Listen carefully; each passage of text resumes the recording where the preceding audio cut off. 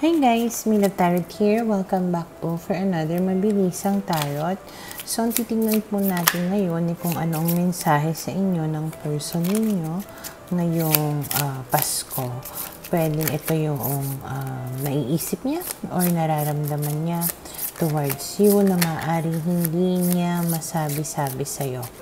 Okay, maglalagay na lang po ako ng timestamp sa my description box para po mapuntahan ninyo ang inyong zodiac signs. Pero syempre, this is a general reading, kaya hindi po lahat ay makaka-relate.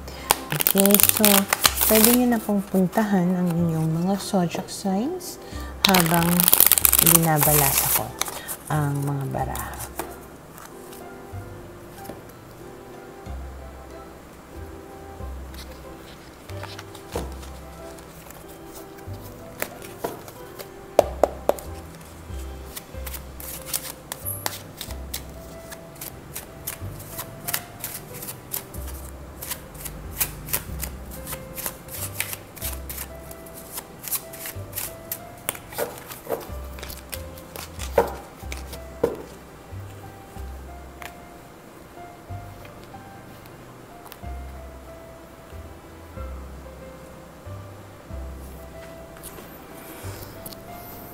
Para sa mga Aries, we have here the 9 of Wands, the 4 of Coins, and the Queen of Wands. Malaki yung possibility na yung person ninyo ay Sagittarius, na andito din si Capricorn and Aries. Okay. Tama ba? Sagittarius, Capricorn, and Aries. Okay, so base sa mga barahan na to, mukhang napagod siguro itong tao na ito sa iyo. Maybe you have some kind of insecurity, kaya medyo naging clingy ka siguro sa kanya, or masyado ka naging possessive, obsessive. Okay, siguro nasakal siya, ganyan, kaya pwedeng naging distant and cold siya towards you. Okay? And then we have here, humahanga ako sa'yo. I am sorry. So, ito yung gusto niyang sabihin sa'yo, na sorry siya sa kanyang paglayo siguro sa'yo at pagiging cold niya sa'yo. Basta kung ano man yung nangyari between the two of you, hihinayangan niya na yon, pinagsisisihan niya na yon, and then maybe may mga nakikita siya ngayon na qualities sa'yo na hinahangaan niya, or pwedeng na-realize niya yung mga magagandang qualities mo, mga nagagawa mo para sa kanya before, at humahanga siya sa iyo. Okay? And then we have here, you don't know how hard it was to let you go. So in other words, mahirap sa kanya yung paghihiwalay ninyo, pero kinailangan niyang gawin. As I have said, pwede kasi na nasakal siya. Okay? Mahal ka niya, may feelings talaga siya sa'yo, gustong-gusto ka talaga niya, pero siguro na sobrahan mo yung pag-iinarte mo or pagiging obsessive mo. Okay, kaya hindi niya nakayanan. Okay?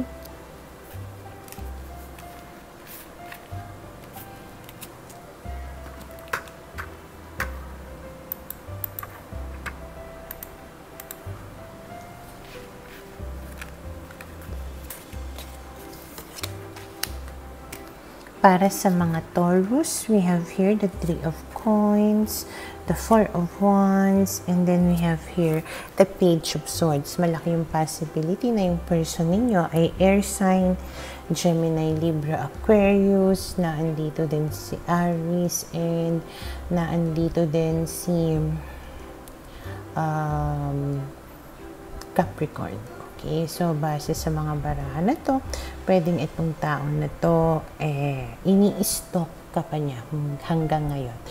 Tinitignan-tignan niya kung in a relationship ka na ba, tinitingnan niya kung okay ka na ba, parang ganyan. Basta, magtatanong-tanong siya tungkol sa iyo.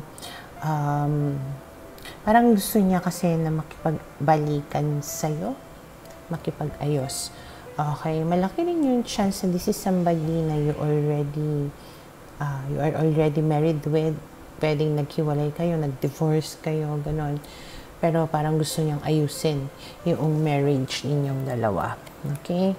And then we have here, sinusubukan ko na magbago at mahal kita. So, yan yung parang gusto niyang sabihin sa'yo na mahal ka pa niya at nagbabago siya. Para siguro nga pag humarap na siya sa'yo at makipagbalikan siya sa'yo, masasabi niya na he or she has changed for the better at pwedeng maisaayos ang inyong relationship. Okay? And then we have here, we need to let each other go. So, itong words na to na we need to let each other go, maybe it's somehow past tense, okay, na parang kinailangan natin na i-let go ang isa't isa para maisaayos ang mga bagay-bagay, para magkaroon ako ng, para mahanap ko yung sarili ko at ma-realize ko kung ano talaga yung gusto ko sa buhay.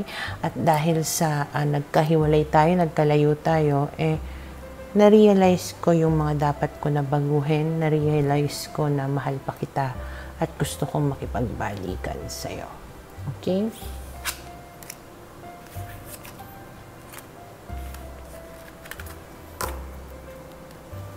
Para sa mga Gemini, we have here the Hermit, the Ace of Cups, and the Eight of Cups. Malaki yung possibility na yung taong itong person ninyo ay Virgo or water sign, Cancer, Scorpio, Pisces. Okay, so, itong tao na ito ay lumayo dahil meron siyang parang hinahanap. Hindi siya nakontento, hindi siya emotionally content or happy sa relationship ninyong dalawa. Kaya siya nagpakalayo-layo. Pero naramdaman niya yung kalungkutan sa kanyang paglayo sa'yo. At pwedeng single siguro siya ngayon at gusto niya parang magkaroon kayo ng new beginning. Okay? And then we have here, kalimutan natin ang nakaraan and I miss you. So, yan yung gusto niyang sabihin sa'yo, namimiss ka niya. At gusto niya na parang kalimutan niyo na nga whatever na nangyari between the two of you at magsimula kayong muli. Okay, and then we have here, I am not available. So, ang tawag dito, ang interpretation ko dito is, he or she is not available right now. I mean, yeah, parang ganon, na siguro masyado siyang naging detached sa'yo, sa emotions nyo. Kaya siguro nakaramdam siya na something is missing, kaya hinanap niya yung part na yun. Parang hindi siya naging parang emotionally connected, emotionally available towards you. Kaya ito siguro yung mga isa sa mga gusto niya na kalimutan nyo. Pwede kasing past tense itong I am not available, or baka pwedeng I was not available, or pwedeng kung halimbawa hindi pa siya nakakapag-reach out sa'yo ngayon, hindi pa siya nakikipagbalikan sa'yo ngayon, pwede sigurong may mga bagay lang siya na pinagkakaabalahan at the moment hindi pa siya available to reconnect, pero iniisip niya na kumbaga, namimiss ka na niya, nararamdaman niya na okay, na gusto niyang makipagbalikan sa'yo.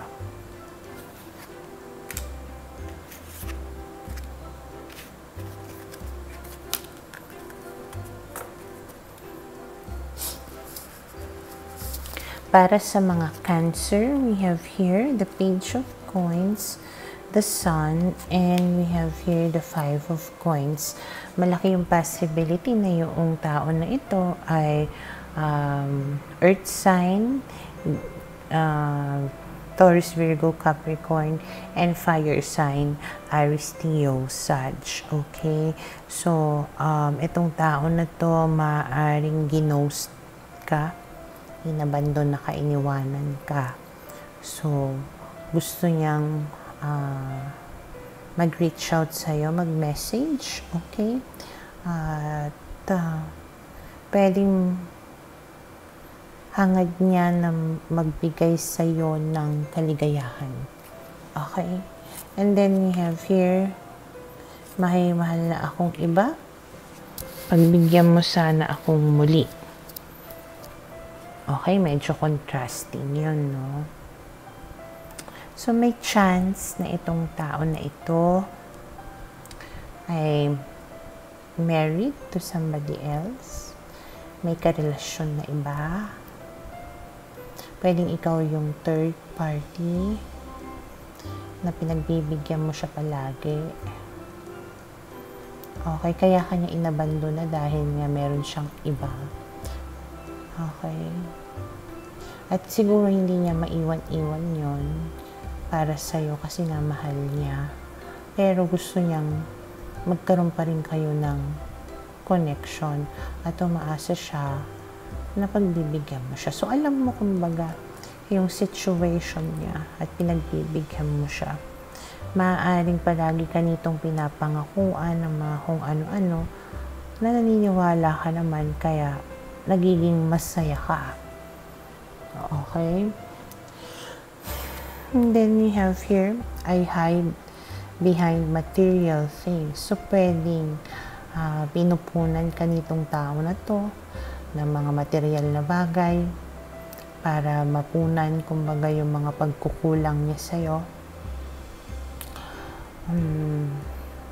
Kung kayo nga yung kabit, pwedeng may mga nabibigay siya sa'yo, mga pangangailangan mo, na mga material, pero hindi niya maibigay sa'yo yung commitment na hinahangad mo. Okay, kumbaga, yun yung way niya para maitago yung mga pagkukulang niya sa'yo. Okay.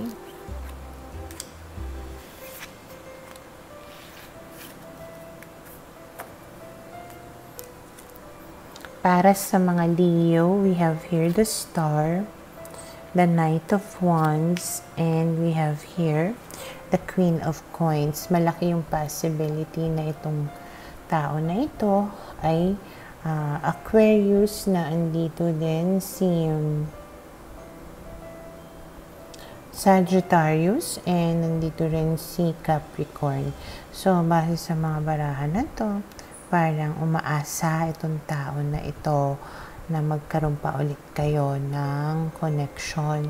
Maaaring i-approach ka ulit nitong tao na to at makipaglandian muli sa'yo. Okay? At may chance na bumigay ka. Okay?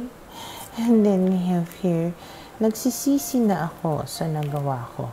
And then we have here, wala kang katulad. So, maaaring yan yung sasabihin niya sa'yo or gusto niyang sabihin sa'yo na kung ano man yung ginawa niya before ay nagsisisi na siya at you are one of a kind.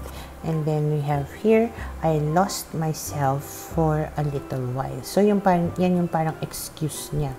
Nakalimot lang ako, hindi ko sinasadya. Okay. Ikaw talaga ang gusto ko, ikaw ang mahal ko. Nagkamali ako, pinagsisisihan ko ito. Parang ganon yung excuse niya. Or gusto niyang sabihin sa'yo. Okay?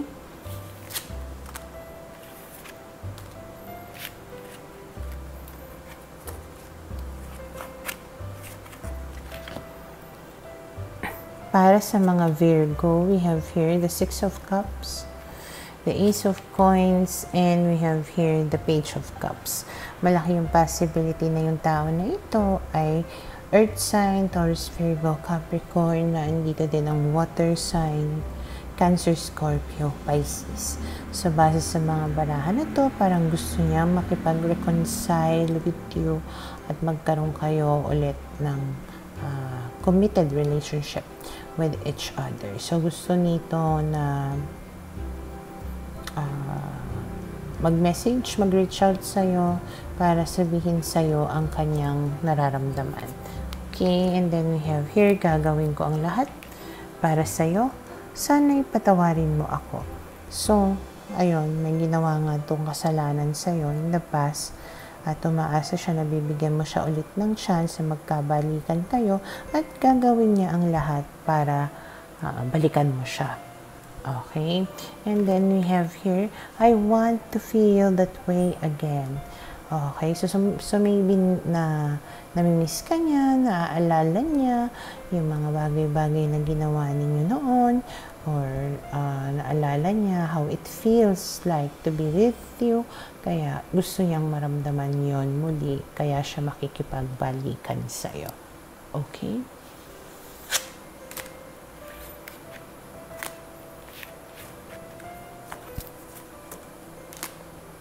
Para sa mga Libra, we have here the 9 of Cups, the 7 of Wands, and the 8 of Swords.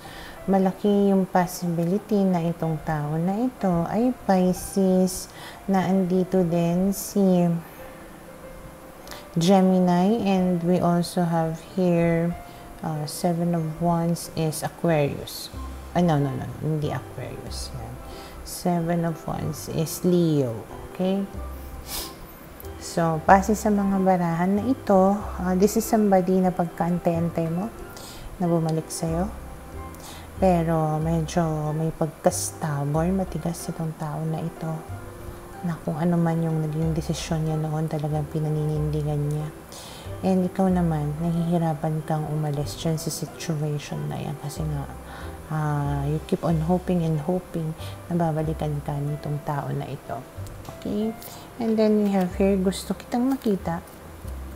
And then we have, alam ko ang iyong halaga. So, yan yung parang gusto niyang sabihin sa'yo.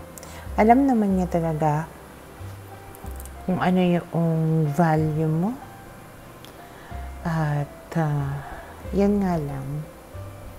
Yan yung mahirap eh. Alam niya yung value mo. Pero hindi naman niya tinitreasure. Hindi naman niya pinapahalagahan. It's like you know that something is very expensive, pero alam mo yun, pinabayaan mo lang. Parang bumili ka ng isang bagay na sobrang kay mahal, pero hindi mo namang ginamit, na sayang lang. Okay, so iba yung alam niya yung halaga mo sa pinapahalagahan ka niya. In this case, he or she knows your worth, pero wala naman siyang ginagawa about it. Pero naandoon yung gusto kanyang makita. The question is, why? Diba? And then we have here, you came closer than anyone. Maybe isa ka lang sa mga tao na talaga nakapagtiyaga sa ugali niya. Maybe isa ka sa mga tao na tipong muntik niya ng minahal. Okay? Pero alam mo yung mga wordings niya, talagang hindi niya ma-admit, no? Talagang nagmamatigas siya. Hindi niya sinasabi na mahal ka niya, gusto ka niya, or may feeling siya sa'yo. Ang sinasabi lang niya is, muntik na. Ikaw yung naging pinaka-close sa akin. Mahalaga, alam ko yung alhalaga mo, ganun. Pero, wala naman siyang ginagawa. Okay? So, ayun.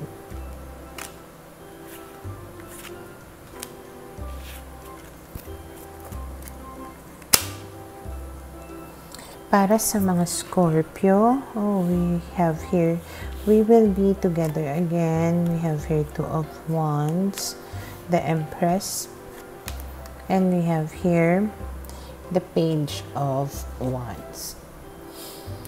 Okay, so malaki yung possibility na yung tao na ito ay fire sign, Aries, Leo, and Sagittarius. Okay, so andito rin si Earth sign, Taurus, Virgo, Capricorn. Okay, so base sa mga barahan na to, pwedeng may age gap kayo nitong tao na to. Pwedeng mas bata siya siguro sa inyo. Kung hindi man ganon, may pagka-immature. Okay? Pwede rin na yung isa sa inyo mas stable, mas may kaya sa buhay, kaysa sa kanya. Ganyan. Pero this person brings you the excitement, you know, that you want, that you need, yung landian, ganyan. So, masaya. Okay, may chance din na siguro long distance kayo nitong tao na ito. So, we have here, magsimula tayong muli. And kailangan ko munang lumayo. So, pwedeng itong tao na ito ay kinailangan niya munang lumayo sa iyo. Pero, kagaya ng sabi ko kanina, pwede kasing long distance relationship kayo nito. Kaya talagang kailangan ninyong lumayo sa isa't isa. Pero gusto niya magkaroon kayo ulit ng connection with each other and for the both of you to be together again. Okay?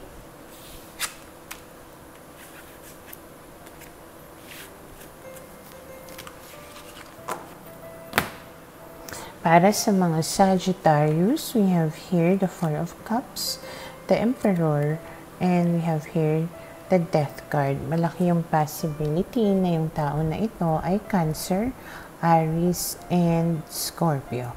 Okay, so base sa mga barahan na to, namimiss ka nitong tao na to, pero hindi niya maamin-amin, masabi-sabi sa iyo. Okay, pwedeng gusto niya na magkaroon ng pagbabago or sinusubukan niyang magbago.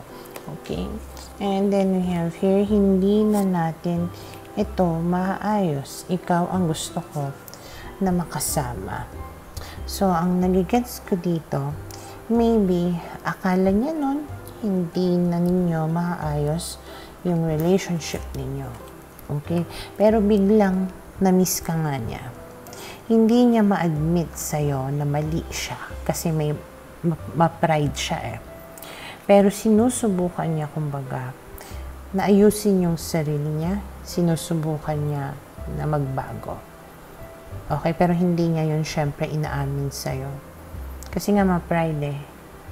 Pinaninindigan niya, hindi na tumaayos, ganyan. Pero, namimiss ko siya, siguro, pwede pa, parang yan. Okay?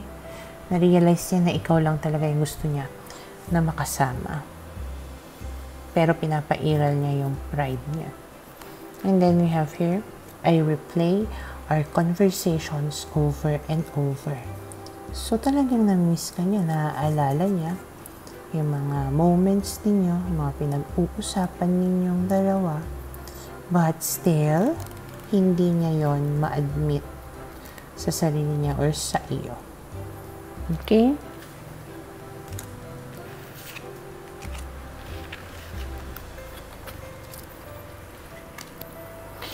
Para sa mga Capricorn, we have here the Five of Swords, the Knight of Swords, and we have here the King of Cups.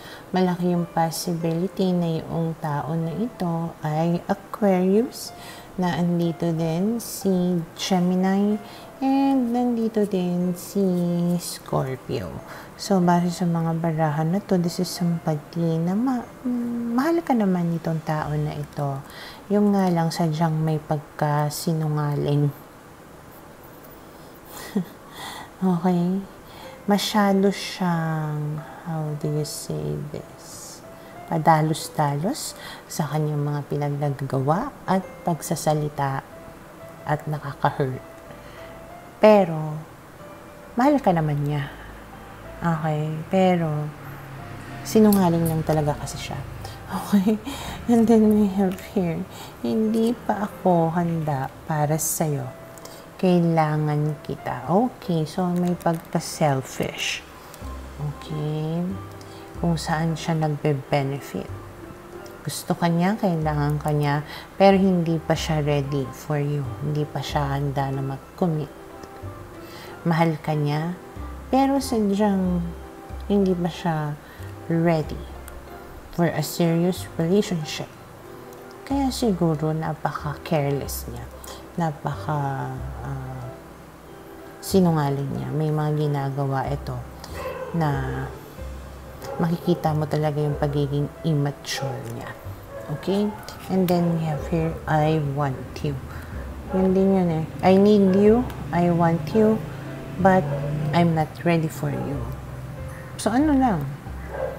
Diba, napaka makasarili dahil kailangan ka lang niya, dahil gusto ka lang niya, kaya nandyan siya maaligid-aligid sa'yo. Okay. Mahal ka naman niya. Pero ayun nga lang, hindi pa talaga siya handa na magseryoso. Para sa mga Aquarius, we have here the 7 of Swords, the 9 of Coins, and we have here the 2 of Coins. 2 of Cups. Okay, so malaki yung possibility na yung tao na ito ay Cancer. We also have here 7 of Swords is Aquarius, and then we have here Virgo. So, base sa mga barahan na to, itong tao na ito ay napaka-sinungaling. Okay. Right now, single siya. Pero, may ka-MU, parang gano'n. Or pwedeng may feelings din siya sa'yo. May feelings, basta parang wala kayo sigurong label. Okay?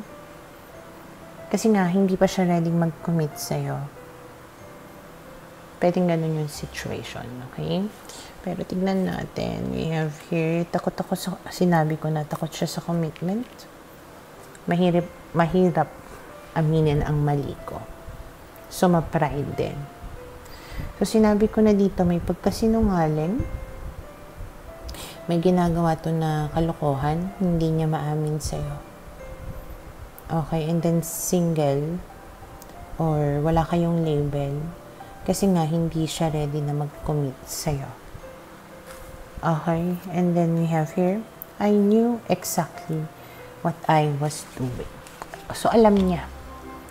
Alam niya yung ginagawa niya sa'yo, sa relationship niyo. Kaya, kumbaga, puro kasinungalingan na lang whatever reasons ang ginagawa or binibigay niya sa iyo. Okay? Kaya wag kang magpabola dyan. Okay? Wag mong bigyan siya ng kung ano-anong excuses. Kasi he or she knows what he or she is doing, and that is hindi siya magkukumit. Ayaw niyang mag-commit sa iyo. Okay?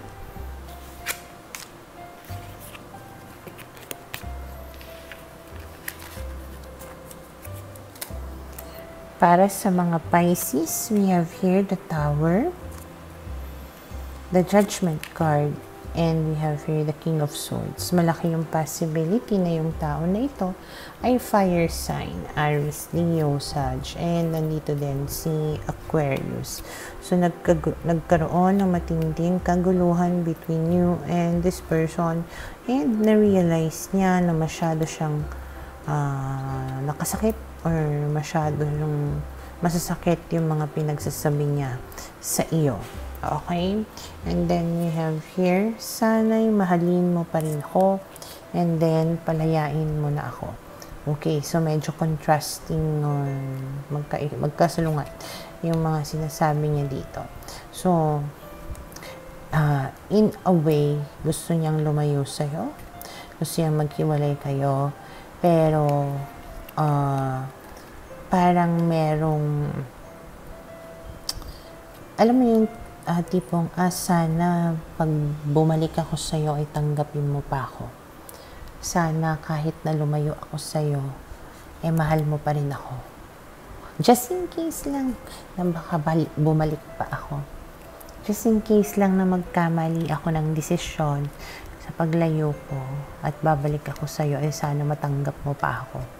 Kaya, sana mahalin mo pa rin ako kahit na ganito yung gagawin ko sa'yo or ginawa ko sa'yo. Okay? Di ba? Parang ang selfish. And then we have here, I left when I saw you with someone. Kung kayo nga talaga yung may iba, kung kayo nga talaga yung naging reason kung bakit kayo nagkagulo, it makes more sense na siya yung lumalayo, na siya yung humihiling na palayain mo siya. It makes sense kung bakit meron siyang nasabi sa'yo na mga masasakit na mga bagay. Okay? Kaya rin siguro niya nasabi na sana mahal mo pa rin ako kahit na iniwan mo ko at pinagpalit mo ko sa iba. Diba? Tawag nito? Mas may sense, kumbaga yung story na gano'n, kaysa yung siya yung nangloko, siya yung nang-iwan, tapos siya pa yung magsasabi na sana mahal mo pa rin ako, pero palayain mo ako. Okay? So, just apply this according to your situation. Pwede kasi na baka iba-iba kayo. Okay? So, yun yung nakikita ko na posibleng mensahe para sa inyo ng mga persons ninyo ngayong Pasko.